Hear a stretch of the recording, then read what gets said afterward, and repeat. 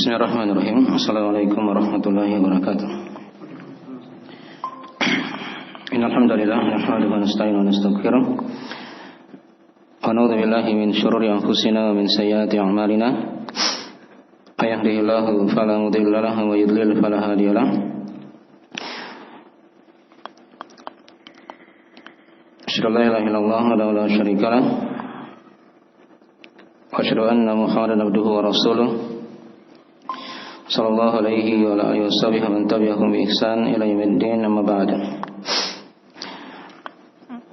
Ma'asyiral ikhwani wa akhwati fid din, azanillahu wa iyyakum rahimani wa rahimakumullah. Alhamdulillah, pada malam hari ini kita akan membuka dari kitab baru seputar kitab yang diberi judul dengan nama Fadlu al-Islam. Ya, tentang keutamaan Islam. Baik. Dan buku ini dari buku yang sangat penting, yang sangat dianjurkan oleh para ulama diulang-ulangi di masjid-masjid, di madrasah, di sekolah-sekolah. Ya, akan pentingnya dari seorang itu mengenal Islam.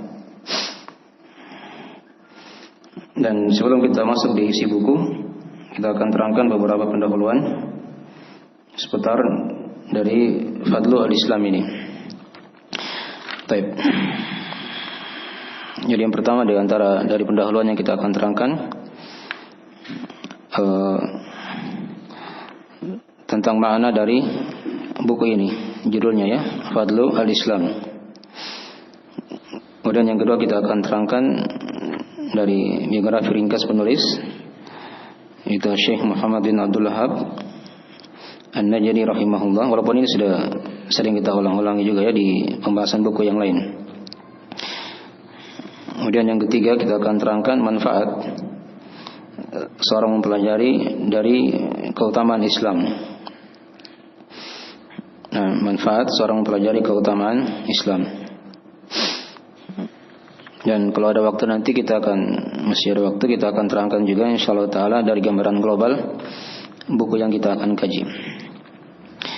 Ya. Ini 4 pendahuluan insyaallah taala dari hal yang sangat penting sebelum kita masuki dari pembahasan buku ini. Ya. Ya, jadi buku ini namanya Fadlu al-Islam. 2 kata ya, Fadlu al-Islam. Apa itu arti fadlu? Fadlu itu artinya sesuatu yang lebih, tambahan gitu ya. Tambahan atau hal yang lebih. Itu makna fadlu. Ya. Jadi ketika kita lihat judulnya, di situ diterangkan keutamaan Islam, berarti Islam ini dia punya nilai lebih begitu ya, nilai tambah, hal yang menunjukkan akan kemuliaannya. Baik. Adapun Islam secara bahasa dia dari kata aslama yuslimu islaman. Aslama yuslimu islaman artinya berserah diri ya. Jadi kalau dikatakan aslama dia berserah diri. Ya. Yuslim itu kan pecahan katanya ya. Islam itu dari kata berserah diri. Nah, itu diterangkan dalam ayat Al-Quranul Karim secara bahasa ini di surah As-Saffat. Ya. Ayat 103 ya, tentang kisah Nabi Ibrahim alaihissalam yang sudah menyerahkan dirinya kepada Allah tatkala ingin menyembelih putranya sendiri atas perintah Allah ketika itu ya. Dikatakan dalam ayatnya itu tapi ini mana secara bahasa dulu ya. Falamma aslama wa tallahu lil jabin.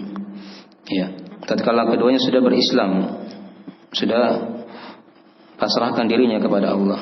Nah. Baik. Itu dari makna al-Islam secara bahasa ya.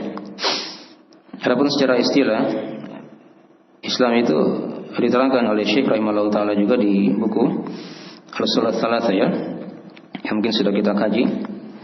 atau di kitab Salatul Usul, ya, ada beberapa dari kalam beliau yang sedikit berbeda tapi maknanya sama.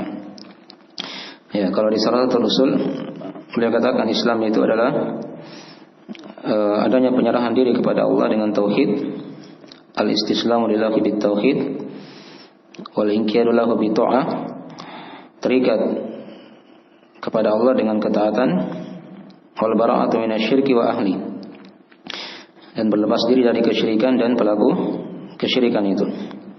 Itu yang dikatakan Islam secara istilah. Ya. Jadi ada 3 perkara poinnya kan. Ada penyerahan diri kepada Allah dengan tauhid. Ya. Dia bertauhid kepada Allah itu dari ciri keislaman. Ciri seorang muslim, dia punya apa? Tauhid. Nah, kemudian ada keterikatan kepada Allah dengan ketaatan. Ya, karena kita kan diikat dengan ketaatan. Ada perintah, ada larangan dalam agama kan? Ya. Itu ciri dari seorang muslim juga. Kemudian dari ciri seorang muslim juga yaitu poin yang ketiga, wal bara'atu minasyirki wa ahli. Seorang berlepas dari kesyirikan dan pelakunya. Ya, tidak boleh diakui ada bolehnya kesyirikan. Karena kesyirikan itu dari hal yang berlawanan dengan keislaman. Bertentangan dengan keislaman. Nah, yang membatalkan keislaman di antaranya apa? Kesyirikan itu sendiri. Ya, itu di Salatul Usul ya. Kalau di Al-Usul Tsalatsa yang ringkasan dari Salatul Usul juga boleh katakan di situ Islam itu adalah al-istislamu wal id'anu wal inqiyad, begitu ya. Berserah diri, kemudian tunduk dan terikat. Ya, teringkas. Tapi maknanya sama ya. Ada penyerahan diri maksudnya kepada Allah dengan tauhid. Terikat dengan ketaatan dan berlepas dari kesyirikan dan pelakunya. Itu dari bentuk ketundukan dia kepada Allah Subhanahu wa taala. Baik, ini makna Islam secara istilah. Dan Islam itu terbagi ya. Secara umum terbagi 2. Ini juga sudah kita terangkan juga di Al-Usul Tsalatsa ya. Ketika menerangkan makna Islam itu sendiri. Ya. Jadi ada pembagian terbagi 2. Ada Islam kauni, ada Islam apa? Syar'i. Gitu kan? Islam kauni itu Islamnya seluruh alam semesta ini. Mereka semua dikatakan apa? Berislam. Ya, langit dan bumi. Ya, apa yang ada di langit dan di bumi, yang di antara keduanya, itu semuanya berislam.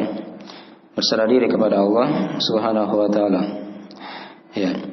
Itu diterangkan dalam ayat Al-Qur'an di surah Al-Imran ayat 83. Di mana kata Allah Subhanahu wa taala, "Afa ghayra dinillahi yabghun wa lahu aslama man fis samawati wal ardi taw'an wa karha wa ilaihi yurja'un." Surah Al-Imran ayat 83 ya. Apakah selain agama Allah mereka cari?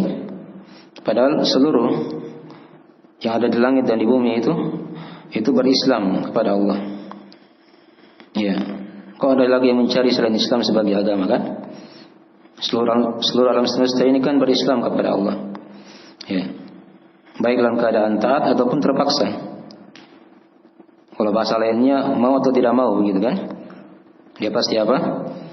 Berserah diri kepada Allah, tunduk kepada ketentuan Allah. Dan hanya kepada Allah mereka akan kembali. Sampai orang kafir itu kan, orang kafir itu secara kauni dia dikatakan berislam secara kauni ya, tunduk pada ketentuan Allah. Ya, ada takdir Allah kepada mereka kan, terikat mereka.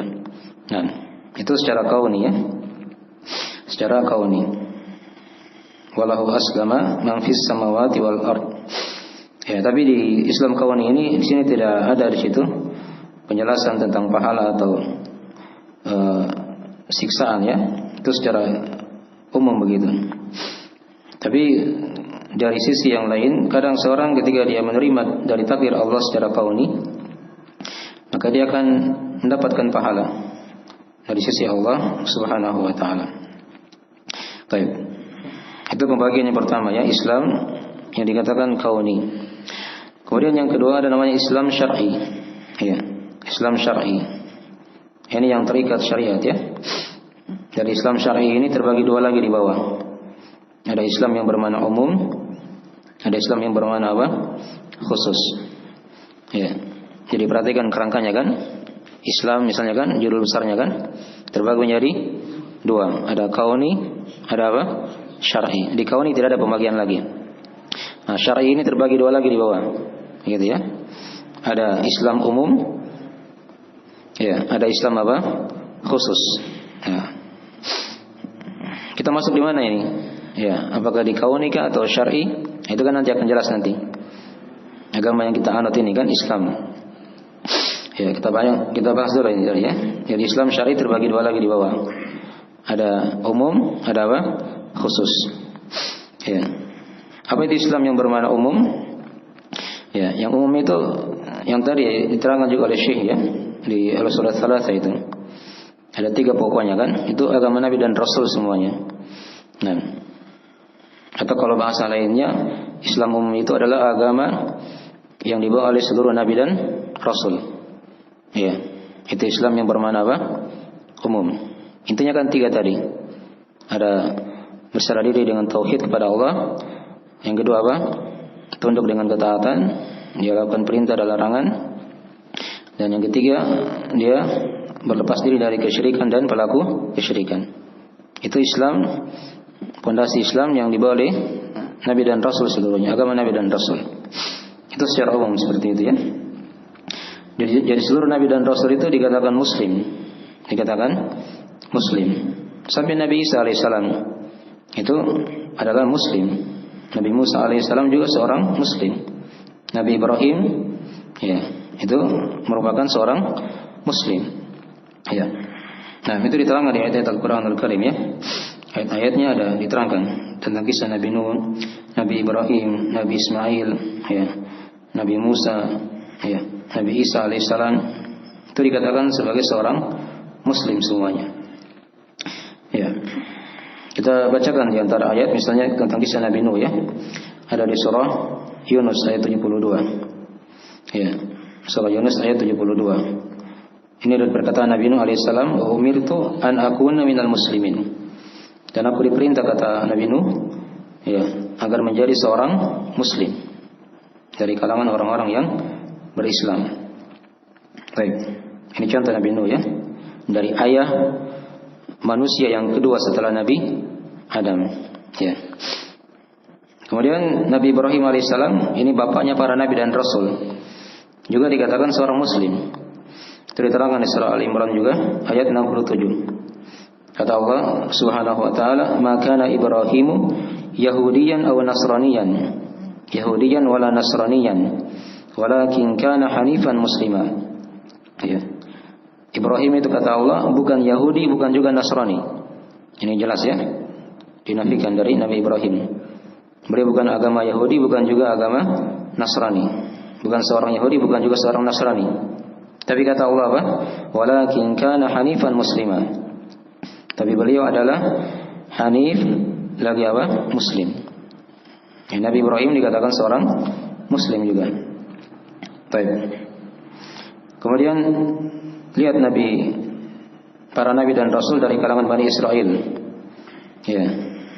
Itu ada ayatnya dalam Al-Quran di surah Al-Maidah ayat 44. Ya. Inna anzalna Taurata fiha hudan wa nur. Yahkumu biha an-nabiyyuna alladzina aslamu. Ya, sampai situ ayatnya ya. Kalau ayatnya panjang, tapi sampai situ aja kita sisi pendalilannya. Kata Allah, sesungguhnya kamilah yang telah menurunkan Taurat. Taurat ya. Taurat ini siapa? Kitabnya siapa ini? Nah, kitab Nabi Musa. Nah, hubungkan nanti ya, supaya tidak keluar. Kata Allah, sesungguhnya kamilah yang telah menurunkan Taurat. Fiha hudan wa nur. Padanya ada petunjuk dan ada cahaya. Yahkumu bihan nabiyyuna, ya, alladzina aslamu. Ya. Di mana para nabi yang berislam, mereka berhukum dengan kitab Taurat ini. Maksudnya para nabi yang datang setelah Nabi Musa alaihissalam. Karena Bani Israel itu diatur oleh para nabinya. Setiap meninggal nabi, Allah ganti lagi nabi yang lain. Itu Bani Israel ya, keunggulannya ketika itu. Ya, ketika Nabi Musa meninggal, diganti oleh Nabi Yusha bin Nun. Terus ada yang ganti selalu sampai ke Nabi Isa alaihissalam. Tidak pernah putus. Ya, kenabian di antara mereka. Nah, seluruhnya dikatakan alladzina aslamu. Mereka dikatakan muslim. Ya. Baik. Kemudian ada lagi contoh nabi dan rasul yang lain. Ya, seperti Nabi Musa ya. Ya. Dan Nabi Musa itu beliau mendakwakan Islam juga kepada Fir'aun. Itu terbukti ketika Fir'aun telah tenggelam di Laut Merah. Diterangkan perkataan Fir'aun oleh Allah Subhanahu wa ta'ala dalam Al-Quranul Karim. Nah, kata Fir'aun diterangkan di situ ya, dari firman Allah Ta'ala di surah Al-A'raf ayat 126. Qalu inna ila rabbina munqalibun. Nah, ini panjang ayatnya ya. Sampai di akhir ayat di situ dikatakan kata Fir'aun, ya, wa tawaffana muslimin. Nah. Oh, taib. Hakian. Oh, ini taib. Ini tentang kisah bukan Fir'aunnya ya. Tentang kisah tukang sihir dari Fir'aun maksudnya di sini ya. Nah, kisah tukang sihir dari Fir'aun. Ya, ketika mereka sudah berislam begitu ya, sudah mengikuti dari syariat Nabi Musa alaihissalam, sudah berlepas dari Fir'aun, maka diantara perkataan mereka ketika itu apa? Wa tawaffana muslimin. Ya, mereka berdoa kepada Allah agar diwafatkan sebagai seorang yang apa? Yang muslim. Ya, itu perhatikan ya, dari ajaran Nabi Musa alaihissalam. Baik. Itu diantara kisah Nabi dan Rasul ya. Kisah Nabi dan Rasul. Ya, kemudian Nabi dan Rasul yang terakhir dari Bani Israel, Nabi Isa alaihissalam. Ya, juga seperti itu. Beliau kan ada kaumnya yang bernama Hawariyun. Ya. Hawariyun berkata ketika itu, qalu amanna washhad bi annana muslimin. Itu surah Al-Maidah ayat 111. Ya, surah Al-Maidah ayat 111. Kata orang-orang Hawariyun, ya, kami beriman dan bersaksikanlah kami bahwasanya kami ya adalah kaum muslimin. Ya. Nah, ini dari ayat-ayat ya yang menjelaskan Islam yang bermakna umum. Itulah Islam yang dibawa oleh Nabi dan Rasul seluruhnya. Intinya tadi tiga. Ada tauhid, ada keterikatan dengan ketaatan, dan berlepas dari apa? Kesyirikan. Baik. Ada Islam yang kedua dari Islam yang bermakna syar'i tadi itu, yaitu Islam yang bermakna khusus. Ya, Islam yang bermakna khusus. Inilah Islam yang dibawa oleh Nabi kita Nabi Muhammad sallallahu alaihi wasallam. Itu Islam yang bermakna khusus. Dari cabang Islam apa tadi? Syar'i. Jelas ya? Ya, jadi kita sekarang kalau ditanya masuk di Islam mana? Umum atau khusus? Atau kauni? Ya, Islam khusus. Kalau yang lebih rincinya kan begitu kan?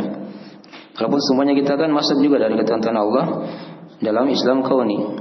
Tapi lebih khususnya itu adalah kita masuk di Islam yang khusus. Ya, dari agama yang Nabi bawa, yang Nabi Muhammad SAW bawa ya untuk kita. Baik. Makin dari pembagian Islam ya secara ringkas ya. Jadi nanti sudah tergambar sekarang di sini. Jadi kalau kita bahas di sini kitab Fadlul Islam, keutamaan Islam, maka dia arahnya kepada Islam yang apa? Yang khusus, gitu kan? Bukan Islamnya Nabi dan Rasul yang kita bahas ini, tapi Islamnya kita, gitu kan? Islamnya Nabi Muhammad SAW yang beliau bawa untuk kita. Itu yang akan didalami sekarang. Ya, yang akan didalami. Jelas ini ya? Baik. Oke, dari gambaran global, dari mana judul buku ini? Fadlu al-Islam. Baik. Pendahuluan yang kedua kita akan terangkan secara ringkas dari biografi penulis rahimahullah taala, yaitu Syekh Muhammad bin Abdul Wahhab. Ya, ini mungkin sudah kita ulang-ulang ya berapa kali.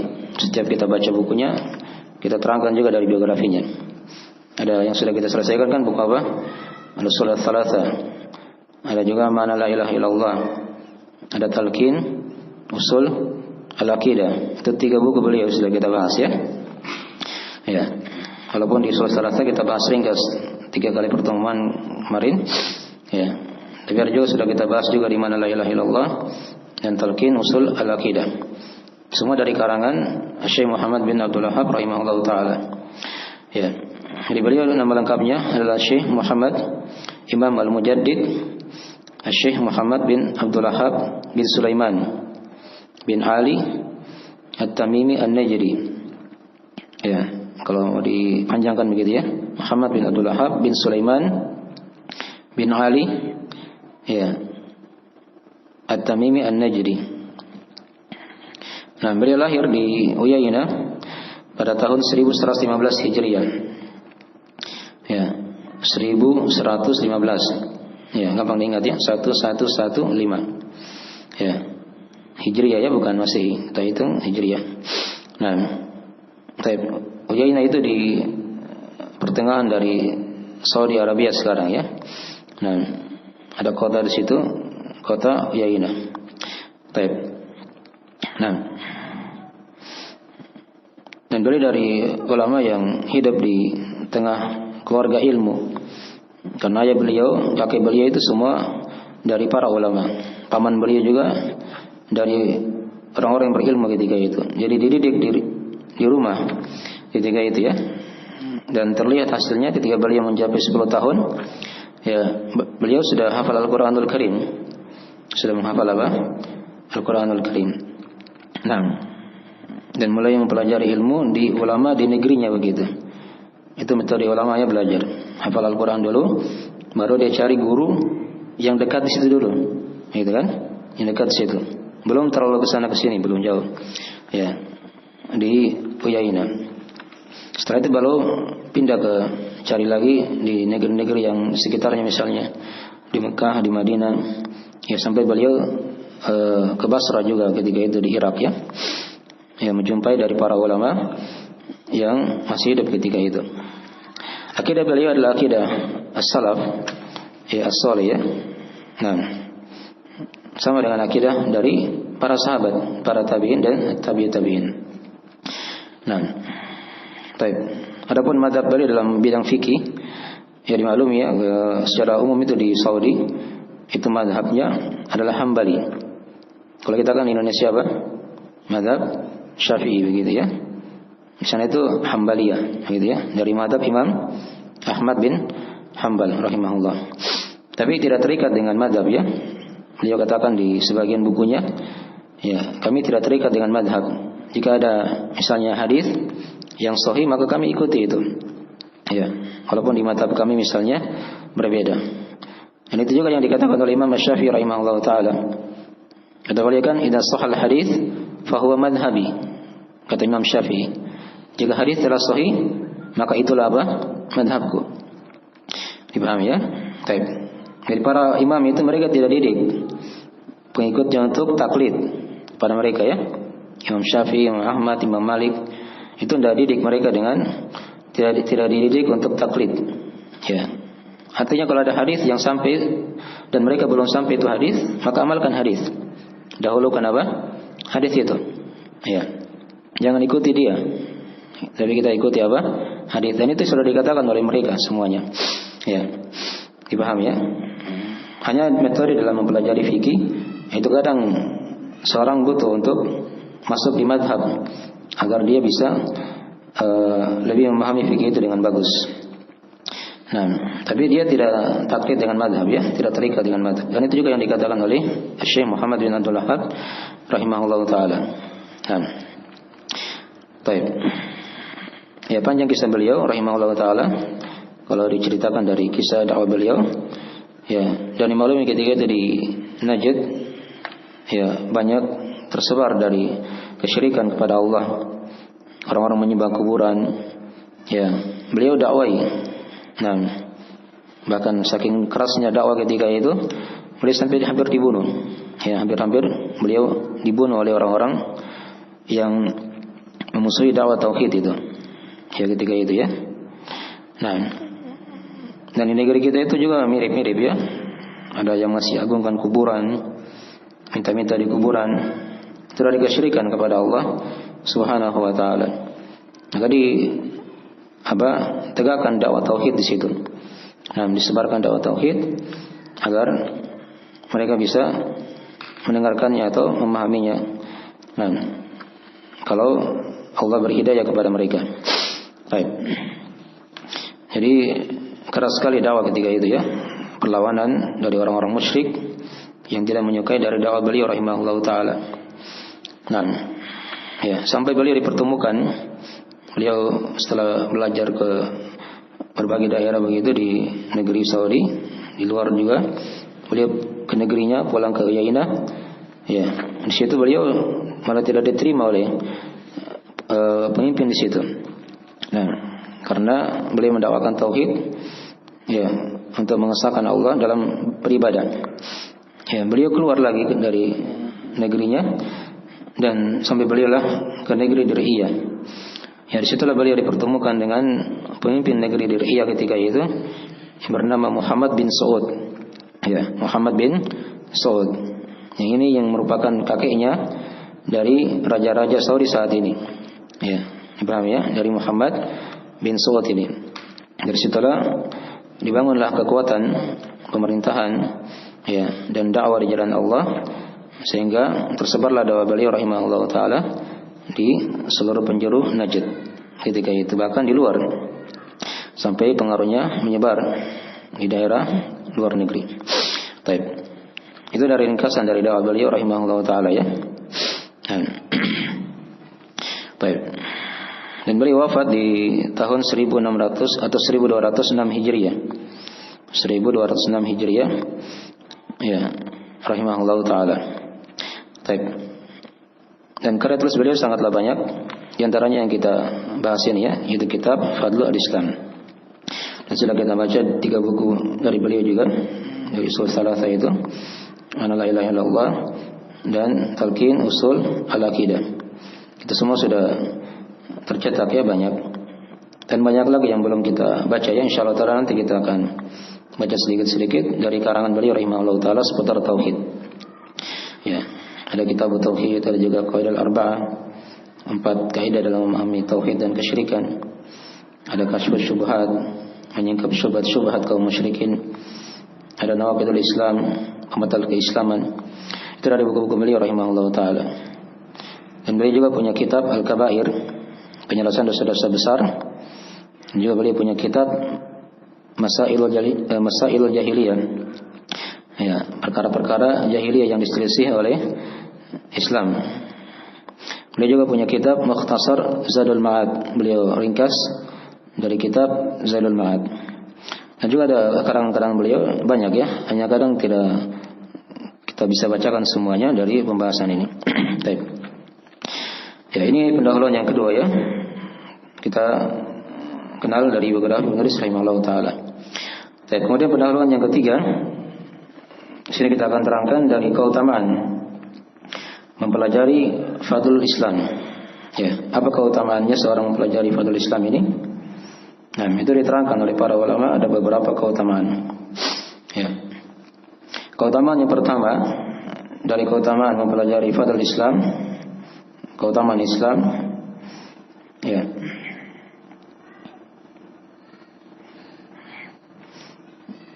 Yang pertama, agar seorang itu dia punya kekuatan dalam mengikuti Islam ini, ya, mengikuti tuntunan Rasulullah SAW. Ya.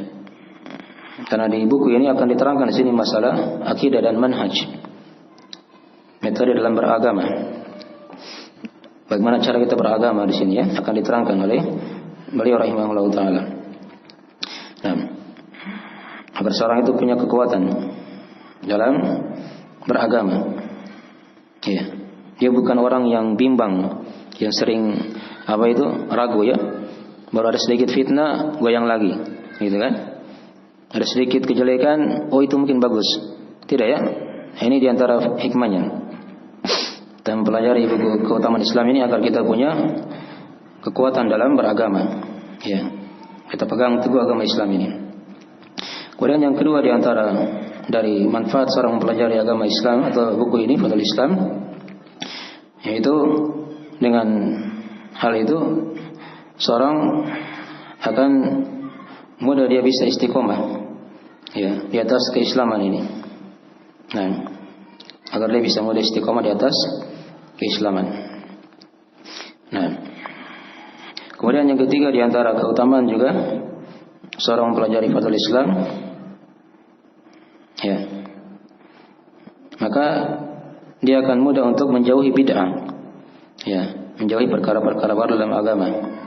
Dan nanti di buku ini kita akan terangkan nanti insyaallah taala dari oleh beliau pembahasan seputar bid'ah. Apa itu bid'ah? Ya, bahaya bid'ah apa? Itu akan diterangkan nanti oleh beliau rahimahullah taala. Ya. Nah.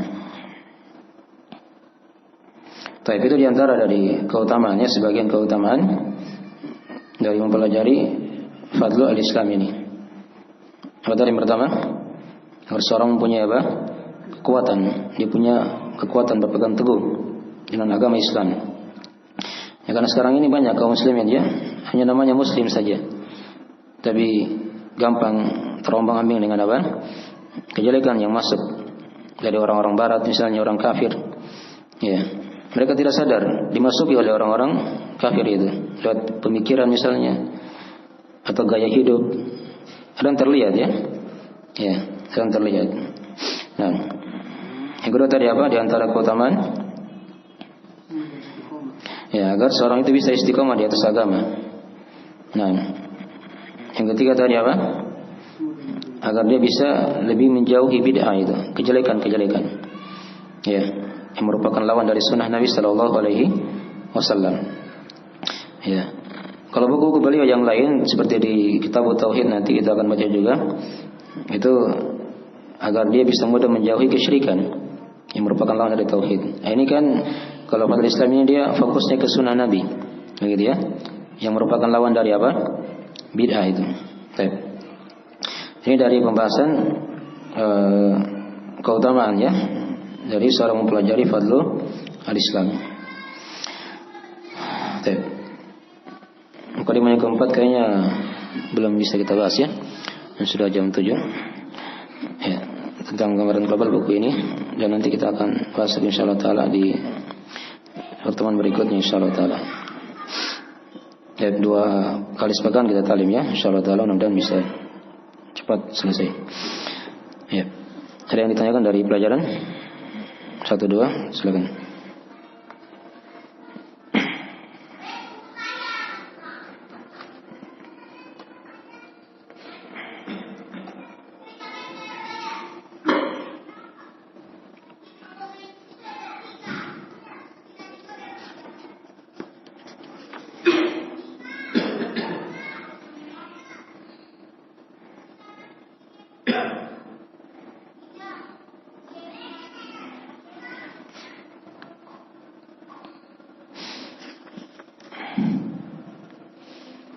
Sebenarnya tidak terlalu panjang juga ini pembahasan yang keempat ini. Tapi dosa ya, kalau kita buru juga tidak bagus. Ya, nanti kita bahas insyaallah taala di sesi berikutnya. Ya, sekiranya itu dulu ya dari akhir majelis kita pada malam hari ini. Assalamualaikum warahmatullahi wabarakatuh. Assalamualaikum warahmatullahi wabarakatuh.